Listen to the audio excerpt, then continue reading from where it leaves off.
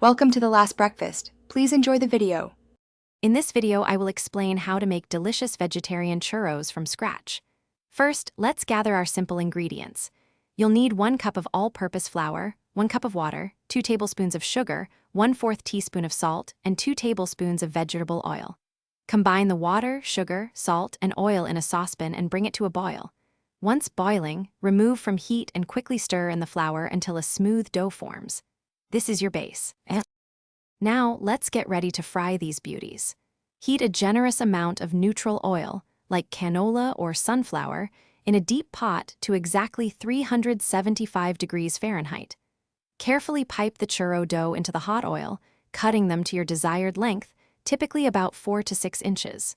Fry only a few at a time to avoid overcrowding the pot. Cook them for about 2 to 3 minutes on each side, until they achieve a beautiful golden brown color and a wonderfully crispy texture. Once your churros are perfectly fried, it's time for the delicious coating. While they are still warm, immediately toss them in a bowl filled with a classic mixture of granulated sugar and ground cinnamon. For an extra treat, you can prepare a simple vegan chocolate dipping sauce by melting dark chocolate with a splash of plant-based milk. These warm, crispy delights are best enjoyed fresh, perhaps with a side of your favorite fruit preserves or a dollop of vegan whipped cream. To ensure your vegetarian churros are absolutely perfect every time, here are a few final tips. First, make sure your dough is thoroughly mixed and smooth before piping.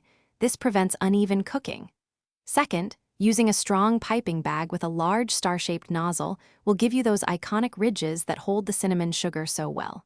Finally, remember that churros are best enjoyed fresh and warm, right after they've been fried and coated. Happy churro making! Thanks for watching. If this was helpful, leave a like and consider subscribing. See you next time.